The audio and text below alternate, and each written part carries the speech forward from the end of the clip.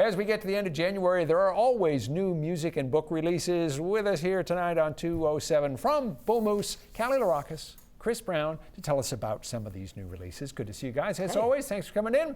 Let's start with a new book, Callie. It's called The Bullet Swallower. The author is Elizabeth Gonzalez James. Why did you like this? Tell us a little about it. I love this book so far. It's basically everything you love about the Wild West, things like the Blood Meridian or Outlawed, and then how they turn it on its head and just, it's so unconventional. This one's about a bandito going through Mexico and the Wild West on this epic odyssey to save his family.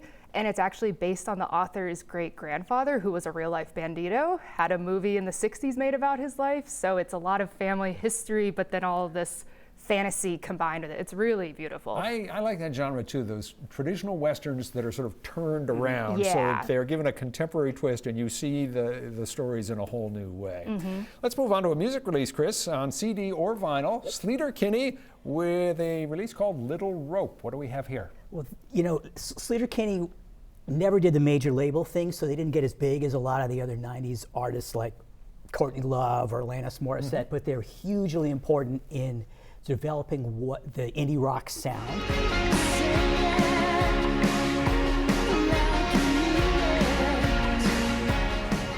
So this album, now they're, you know, in their 50s, so they still have that great edge that they used to have, but what they sing about, you know, they're singing about, instead of being what it was like to be a young woman, now they're singing about what it's like to be middle-aged. Their but tastes still, and opinions and judgments but have still changed. edgy and exciting music for sure, and it's cool. All right. Cool album. On to another book, Callie. This one's called The Mysterious Case of the Alberton Angels, and the author is Janice Hallett. Tell me about this one. This one is great for like fans of The Man Who Died Twice by Richard Osman, or any like Alice Feeney type cozy but still a little thrilling mystery novels. This one's about an investigative journalist who digs up this old case about this cult, and the last known survivors have never been discovered, and she starts to get a little too connected to the case. It gets more and more intense and the lines get blurred, but it's still really tongue-in-cheek and kind of a bit more modern with like a podcast involved in all these things. It's really, really entertaining. It's a fun ride. I liked your description of cozy, and this is the time. This is the time of year for cozy reads. Hunker down and read something cozy. Let's end with a new CD release from a band that people know, Green Day. Name of the album is Saviors. How is Green Day sounding these days?